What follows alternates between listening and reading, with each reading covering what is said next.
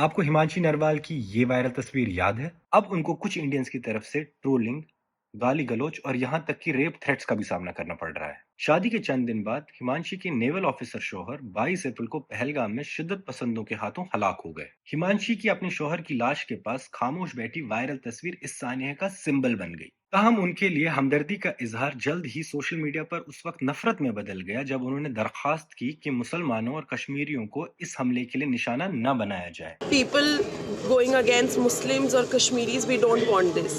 We want peace and only peace.